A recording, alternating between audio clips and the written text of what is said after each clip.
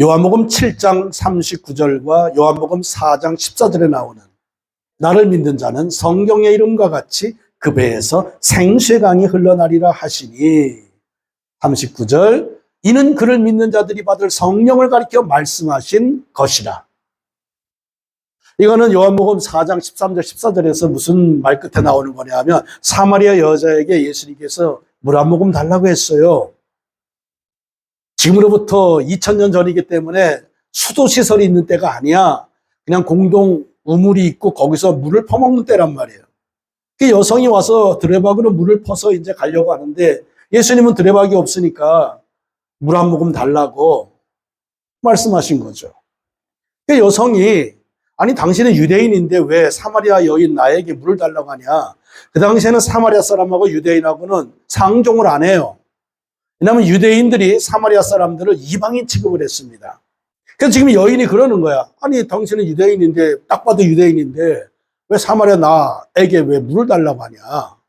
그러니까 예수님은 물을 먹는 사람은 목마르지만 내가 주는 물을 마시면 영원토록 목마르지 않는다. 지금 여성이 말하는 말하고는 예수님 말하고는 완전 달라요. 문맥이. 예수님은 여자의 말에 뭐 쫓아서 뭐 설명하고 뭐 이러지 않습니다. 그냥 선포야. 이 사람의 상황은 전혀 고려하지 않아. 네가 듣던 말던 너는 지금 뭐 왜 유대인이야 사람이라고 따지지. 너는 왜 나한테 물 달라고 따지지. 네가 주는 물은 목마르지만 내가 주는 물 마시면 영원히 목마르지 않아. 그러니까 여인이 뭐라 그래요? 그 물 나 좀 주시오. 나도 그 물 좀 먹고 나 여기 물 좀 안기러 오게. 여러분 물 들어가는 게 얼마나 귀찮아요 사실. 예? 그 물이 뭐 또 가까운 데 샘이 있는 것도 아니고 머리에 이고 다녀야 되니 얼마나 힘들겠어요. 물 들어오지 않게 해달라고. 그게 이제 이 말이 나온 거예요.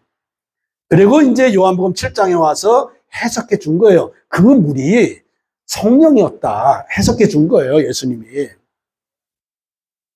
그 배에서 생수의 강이 흘러 넘쳐서 목마르지 않을 것이다. 성령이 내 안에 오시면 목마름이 해결된다. 그 말씀한 거예요. 근데 이것도 이제 난제예요. 이것도 이제 딱 해석하기는 이 목마름이라는 것이 세상 것에 대한 부족함이 없는 삶을 살게 되시라는 약속의 말씀이다. 이렇게 해석해버리면 또 이게 난제가 되는 거예요. 왜? 우리는 지금 가난하거든. 성령이 오셨는데도 가난해. 성령이 오셨는데도 몸이 아파. 성령이 오셨는데도 성공하지 못하고 있어. 성령이 오셨는데도 여러 가지로 결핍이 많고 힘들고 어려워 삶이. 그럼 그 배에서 생생하게 흘러 넘치리라. 만족하고 넘치는 복에 있는 삶을 살 것이라는 말씀인데 어떻게 된 거냐 이래 나온다고. 이것은 우리가 샘물을 만들어내는 그런 삶이 아니라 이미 샘이 되었다는 걸 말씀하는 겁니다. 우리가 샘물을 만들어내는 사람이 아니라 이미 샘이 되게 하셨기 때문에 그 샘으로부터 얻은 만족과 행복과 그런 것들을 증거하는 자들이 되어라. 이미 되었으니 증거한 자들이 되어라. 그 말씀이 이 말씀이란 말이에요. 그러니까 성령이 이미 내 안에 오셨기 때문에 성령으로 말미암아 나타나는 인격과 성품과 환경과 여건에 대한 것을 가지고 복음의 증인이 되고 소금의 맛을 다하여 하나님께 영광 올려드리는 삶을 살아라. 그 말씀이란 말이에요. 그게 해산의 고통이에요. 우리 크리스천들은 성령을 받았기 때문에 이 성령이 내 안에 샘이 된 겁니다.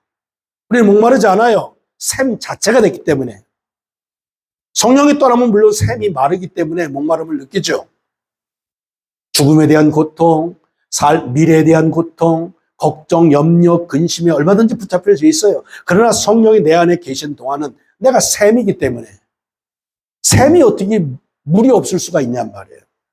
이 이스라엘 백성들에게 샘이라는 이 히브리어 단어는 동사입니다. 물이 있는 샘을 샘이라고 하지 물이 없으면 샘이란 말을 안 써요. 글자와 뜻이 의미가 같아야지 단어가 됩니다. 그래서 항상 동사야, 이 히브리어는. 샘인데 물이 없어. 그럼 샘이 아니에요. 샘은 반드시 물이 있어야 돼요. 우리 크리스찬들은 반드시 성령이 계셔야 돼. 그래야 크리스찬이에요. 성령이 계시기 때문에 우리는 샘 자체입니다. 샘 자체이기 때문에 모든 면에 결핍이 없는 만족한 삶을, 풍성한 삶을 누리는 것을 증거할 수 있는 사람이 된 거예요. 그 말씀을 하는 거예요. 여러분 이미 샘이 되셨습니다. 성령이 여러분 안에 계십니다. 여러분은 부족함이 없는 사람들이에요. 결핍이 없는 사람들이에요. 그 삶을 보여주고 증거해야 될 책임 있는 자들이란 말이에요. 그래서 바울이 나는 궁핍에도 가난할 때나 부할 때나 똑똑할 때나 못 배웠을 때나 뭐 병들었을 때나 건강할 때나 아무 상관없이 자족하기를 배웠노라. 그리고 영광 올릴 수 있는 자가 되었노라. 그렇게 말씀한단 말이에요. 정말 진리 안에서 자유하노라 얘기한 것이에요. 그러니까 바울의 복음의 증인의 삶이라는 것은 지금 현실에 나의 처한 상황과 형편에 상관없는 복음의 증인의 삶이란 말이에요. 성령의 능력에 의해서. 여러분 성령이 환경에 제한받을 수가 없잖아요. 하나님이 어떻게 환경에 제한을 받습니까? 그렇잖아요. 아니 홍해가 길을 막고 서 있으면 홍해를 가운데 갈라서 길을 만드는 분이야. 홍해가 못 막어. 5,000명이 모여 있는데 빌립이 하는 말이 200데나리온의 돈으로 사도 모자릅니다. 근데 요거밖에 없습니다. 오병이 옵니다. 우리 주님 하늘로 높이 있으도록 하나님 내 기도 들으신 거 감사합니다. 논아줘라. 5,000명이 먹고도 12강지가 남는 거예요. 돈 없다고? 아이 찍어내면 돼 하나님은. 그럼 뭐 걱정이요. 아이고 참. 하나님이 뜻을 정하지 않으셨을 뿐이지. 우리의 한계고 우리의 리미티드일 뿐이지 하나님께는 한계가 없습니다. 불가능한 게 없단 말이에요. 우리가 생각하는 불가능이 그런 불가능이 아니란 말이에요. 하나님께는. 그래서 그 배에서 생수의 강이 흘러나리라 말씀한 거예요. 한계를 넘어서서 하나님께 영광 올려드리는 믿음의 삶이 초월자의 삶이 우리의 크리스찬의 삶이라는 것을 기억하시는 이 아침이 되시기를 바랍니다. 그래서 믿음과 사랑과 거룩함으로 여러분 스스로를 컨트롤하고 레일에서 벗어나지 아니하고 컨티뉴 계속해서 그 길을 걸어간다면 반드시 구원을 완성할 것이고 반드시 주님 품에 안길 것이고 반드시 주님이 주시는 면류관을 받아 쓰게 될 것이라는 약속 붙잡는 이 아침이 되시기를 주님의 이름으로 축복합니다. 여러분은 궤도에서 이탈하지 마시기 바랍니다.